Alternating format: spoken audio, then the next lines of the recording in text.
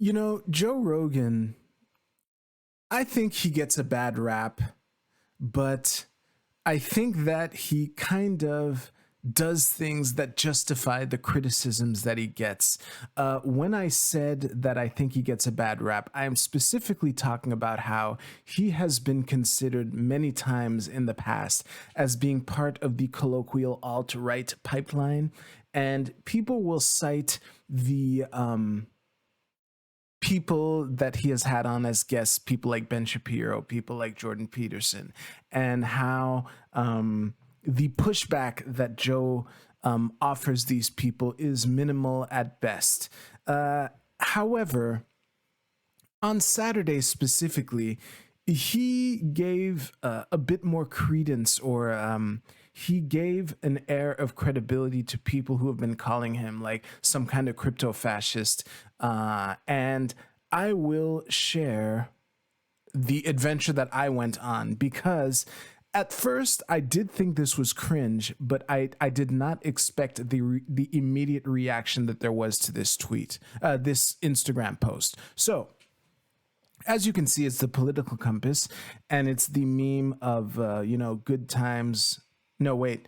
Hard times lead to strong men, lead to good times, lead to weak men, and the cycle goes on and on and on. Now, immediately, the fact that strong men is placed in the authoritarian right corner or the Nazi corner, yeah, I get it. That is unfortunate. Let's use that word.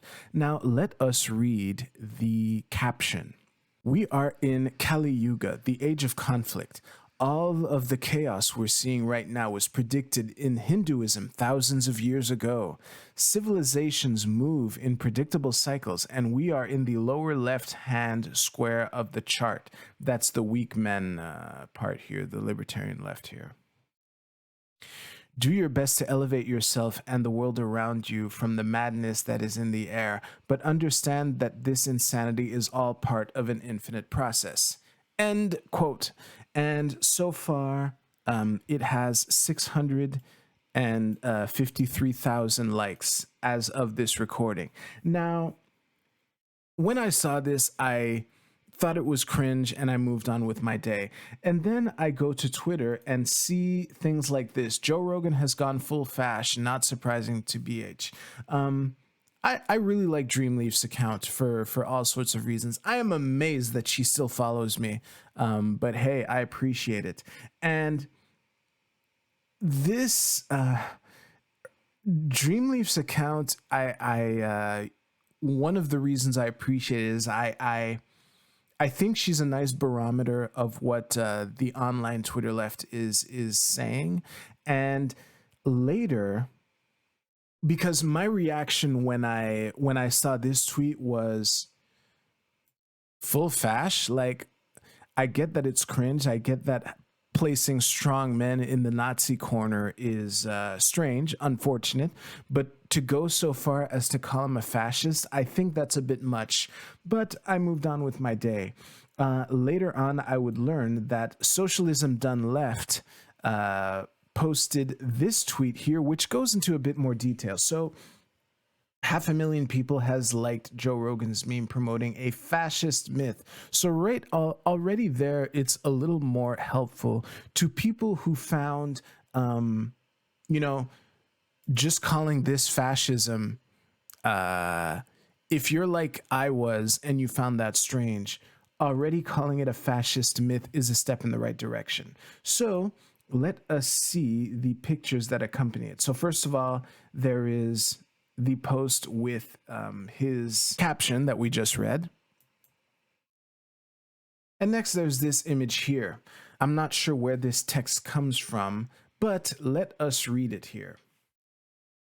The alt-right is making the Kali Yuga its own. The prominent alt-right websites feature essays citing South Asian religious texts and warning that Aryan prophets foretold the moral dysfunction and coming destruction of the modern world. On Twitter, Tumblr, and other social media outlets, semi-ironic memes calling on readers to surf the Kali Yuga circulate, sometimes embedded with Nazi imagery.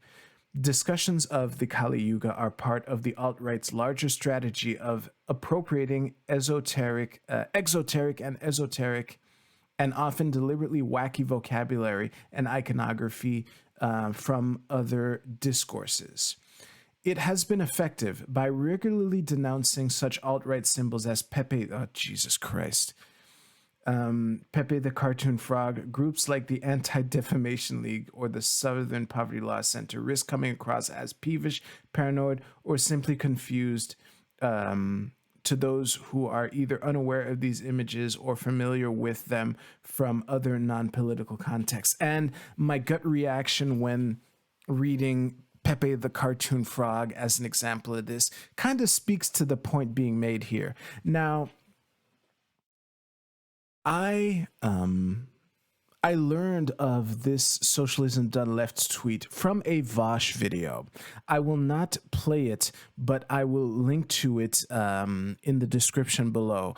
And the thing that was very interesting from this video, because I've mentioned this before, I don't watch Vosh that often because in the last couple months, whenever I would see a Vosh video in my feed, just seeing the title and knowing that it's Vosh, I've already seen the video. I know in advance what it's going to be, right? So when I noticed that Vosh made a segment on Joe Rogan's Instagram post, what I was expecting is, oh, okay, Vosh is just going to call Joe Rogan an idiot over and over and over again for 20 minutes. I decided to watch anyway because I was curious, like, in what specific ways will Vosh call Joe Rogan an idiot for 20 minutes? And I'm glad that that curiosity got me to watch it because I got some more context. And by the way, the Socialism Done Left tweet that we just looked at, I got it from Vosh's video. So not only did that Vosh video show me the Socialism Done Left tweet that we just looked at, but he attributed the mythos of good times lead to weak men, which leads to hard time, which leads to strong men, and the cycle continues. He attributed this to this man here named Julius Evola. Now, this man is essentially like one of the first and most prominent fascist intellectuals. Let's just read the first paragraph of his Wikipedia article here. Giulio Cesare Andrea Evola, better known as Julius Evola, was an Italian philosopher, poet, and painter whose esoteric worldview featured anti-Semitic conspiracy theories and the occult.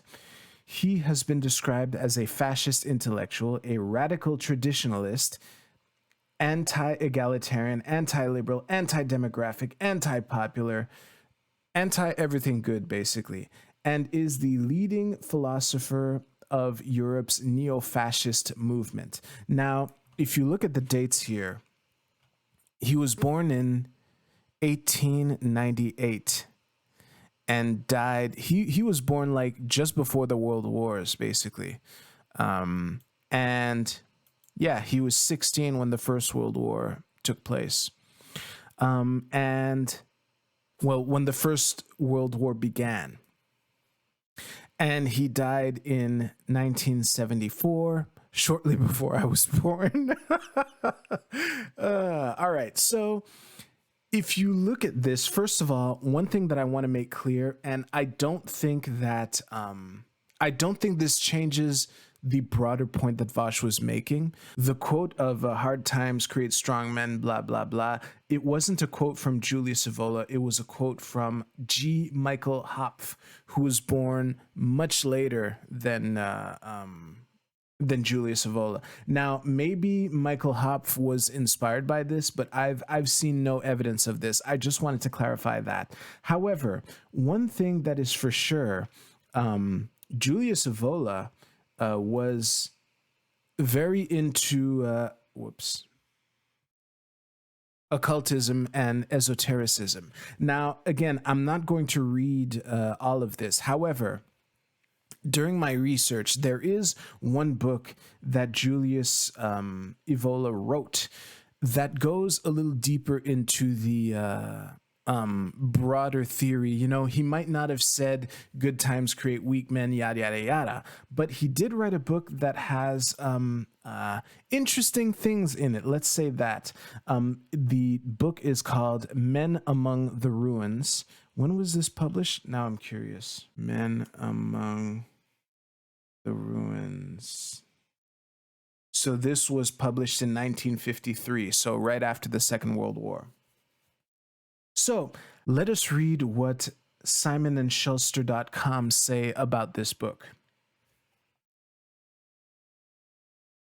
Julius Evola's masterful overview of the political and social manifestations of our time, the age of decline known to the Hindus as the Kali Yuga.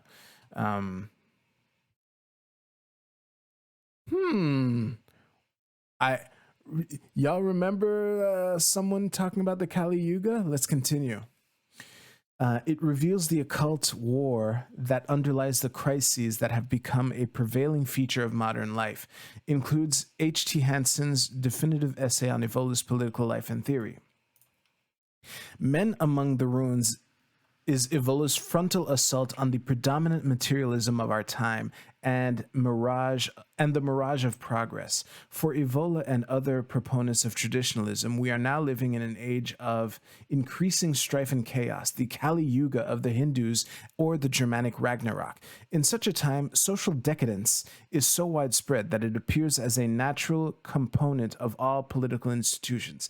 Evola argues that the crises that dominate the daily lives of our societies are part of a secret occult war to remove and support the spiritual and traditional values in order to turn man into a passive instrument of the powerful.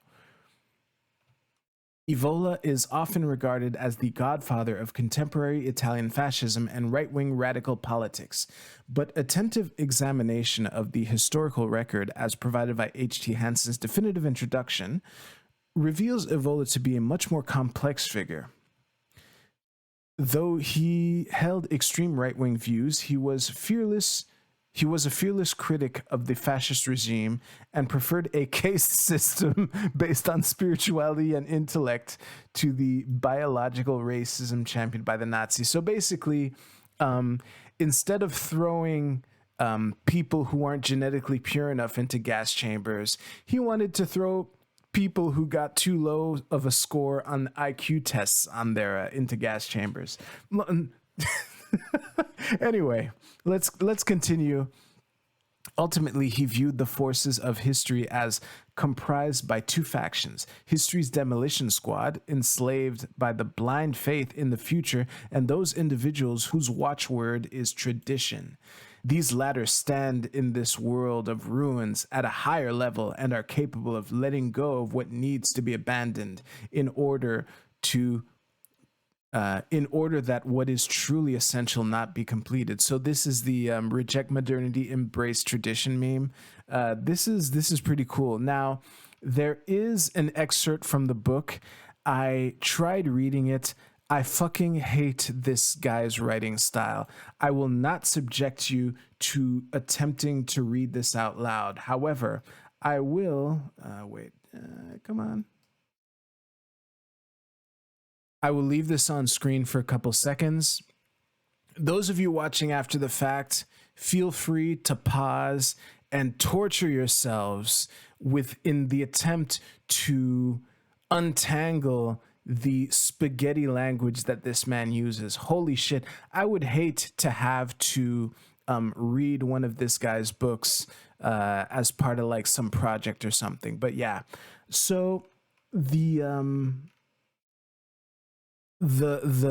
what I'm getting at is, yes, it might be oversimplistic to call Joe Rogan a fascist or to say he's gone full fascist based on that tweet. However, when you look into it, there is something to it. So this, unfortunately, is another example of how just assuming that people understand the why or that they can connect the dots can sometimes be antithetical to getting your message across to people who aren't already on board. And I was somewhat subject to this. If you've seen actual Nazis speak in public and get accused of being fascist and racist and things like that, a common defense that they use, and I'm about to summarize like all of 2015 and all of 2016, is the whole thing of, let's take Richard Spencer. If someone was to accuse him of being a Nazi, a common defense that he would have at his disposal is to say, well, the left, they call anyone they don't like a Nazi. What is this? And incidents like that make it, it makes it easier for actual Nazis to hide among normies. And I always resent it when that happens. I don't think it's fair to chastise people who were doing this for making it easier for Nazis to hide among normies. However, I don't think Joe Rogan's a Nazi. It's ridiculous that I feel I had to say that. Yeah, the fact that he's talking about the Kali Yuga and sharing a meme where the strong men are in the upper right corner here, that is cringe. So for someone who is already aware of everything we've covered today and more, this combined with this right here, those are two big red flags, and I can better understand the knee-jerk reaction now that I've had the dots connected for me, and hopefully they've been connected for you too. So thank you very much for watching. If you like this video, you will certainly like this video right here, so tap or click on the card right here to watch the next one. Thank you so much. I will see you soon.